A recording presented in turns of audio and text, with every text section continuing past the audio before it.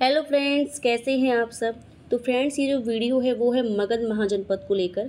इससे पहले मैं 16 महाजनपद का वीडियो अपलोड कर चुकी हूँ। उसमें कुछ आईएमपी पॉइंट भी मैंने बताए हैं और इस वीडियो में हम सिर्फ मगध के बारे में बात करेंगे। यहाँ पर कौन कौन से इम्पोर्टेंट शासक हुए, कौन कौन सा राजवंश स्थापित हुआ और किसने शासन किया, इसके बारे में हम यहाँ पर चर्चा करने वाले हैं। तो सबसे पहले हम यहाँ पर क्या देखेंगे, तो सबसे पहले हम यहाँ पर देखेंगे मगध को। क्या देखेंगे हम यहाँ पर, मगध की एक हेडिंग डाले थे छोटी सी, मगध के बारे में ही हम यहाँ पर बात करेंगे। तो यहाँ पर सबसे पहले ये देखेंगे कि प्रारंभिक जो जानकारी मिली थी, प्रारंभिक जानकारी जो मिली थी मगध की, वो कहाँ से मिली थी ये देखेंगे। तो वो मिली थी महाभारत से, याद रखना महाभारत से मिली थी। कहाँ से? महाभारत से।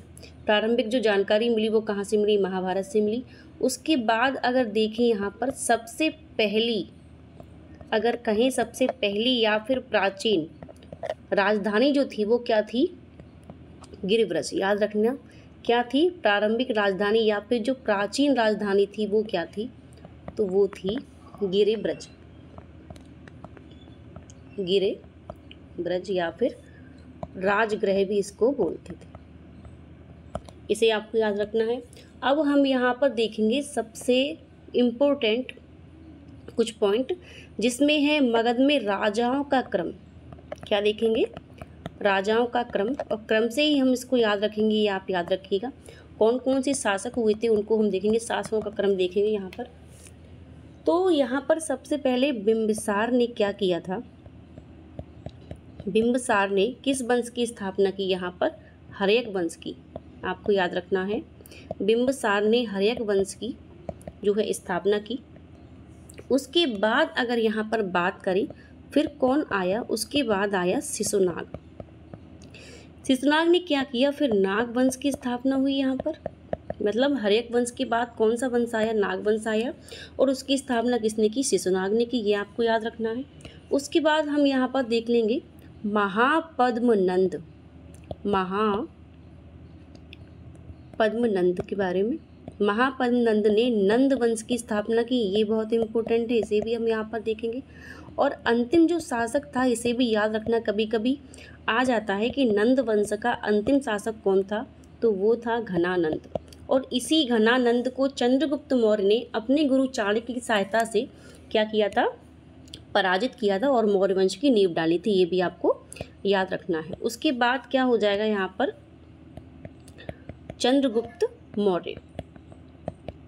चंद्रगुप्त मौर्य ने क्या किया था? मौर्य वंश की स्थापना की, है ना। घनानंद को पराजित करके किस वंश की स्थापना की? मौर्य वंश की। और जो अंतिम शासक था वो भी आपको याद रखना है। अंतिम शासक कौन था? तो वो हो जाएगा बृहद्रथ। कौन सा हो जाएगा? याद रखिएगा, बृहद्रथ। उसके बाद हम यहाँ पर देख लेंगे कि कौन सा जो है वंश स्थापित हुआ मौर्य वंश के बाद। तो मौर्य वंश के बाद आया शुंग वंश। इसको भी आप याद रखना, कौन सा वंश आया? शुंग वंश, जिसको किसने स्थापित किया? पुष्यमित्र शुंग ने। किसने? पुष्यमित्र शुंग ने। उसके बाद वासुदेव आए। वासुदेव शासक हुआ। वासुदेव ने क्या किया? कण्व वंश की नींव डाली। किस वंश की नींव डाली?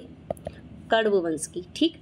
उसके बाद सातवाहन वंश की नींव पड़ी। याद रखना, सातवाहन वंश की नींव पड़ी। वो किसने डाली? तो वो डाली सिमुक ने। याद रखिएगा, सिमुक ने क्या किया? सातवाहन वंश की नींव डाली। और इसी सातवाहन वंश का जो अंतिम शासक था, अगर मैं यहाँ पर लिखना चाहूँ कि जो अंतिम शासक था सातवाहन का, वो कौन था? तो वो था सतकर्णी या सातकर्णी।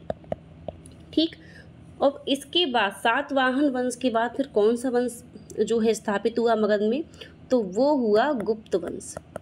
कौन सा वंश आया? गुप्त वंश। और किसने स्थापना की? गुप्त वंश का जो शासक था पहला, वो कौन सा? श्रीगुप्त। श्रीगुप्त ने गुप्त वंश की नींव डाली। इसको भी आपको जो है याद रखना है, बहुत इंपॉर्टेंट है ये शासक। इनको आप बार बार दिखना तो याद हो जाएंगे। सबसे पहले हर्यक वंश की नींव पड़ी उसमें मगध महाजनपद में। उसके बाद नाग वंश, उसके बाद नंद वंश, फिर मौर्य वंश, फिर बृहद्रथ ने क्या किया? जो बृहद्रथ था वो अंतिम शासक था मौर्य वंश का। उसके बाद अगर बात करें कौन सा वंश आया, तो पुष्यमित्र शुंग ने शुंग वंश की नींव डाली। उसके बाद वासुदेव ने कण्व वंश की। उसके बाद सातवाहन वंश की नींव पड़ी कण्व वंश के बाद, जो किसने स्थापित की, सिमुक ने की। उसके बाद सातवाहन वंश का जो अंतिम शासक था वो सतकर्णी था। उसके बाद गुप्त वंश की नींव डली श्रीगुप्त ने डाली। तो फ्रेंड्स, ये कुछ इम्पोर्टेंट पॉइंट थे मगध महाजनपद को लेकर, इसे आप याद रखिएगा। प्रारंभिक जो जानकारी मिली थी वो कहाँ से मिली, महाभारत से मिली मगध महाजनपद की। और सबसे पहली या प्राचीन राजधानी जो थी वो थी गिरिब्रज राजगृह। बहुत इंपॉर्टेंट है, अच्छे से रिपीट करना, अच्छे से बार बार याद करना, इनको देखना तो याद हो जाएंगी। तो फ्रेंड्स, कमेंट जरूर करना कि वीडियो कैसा रहा और किस सब्जेक्ट पर आपको वीडियो चाहिए वो भी आप कमेंट में लिख सकते हैं। तो मिलते हैं अगले वीडियो में, तब तक के लिए धन्यवाद। जय हिंद, जय भारत।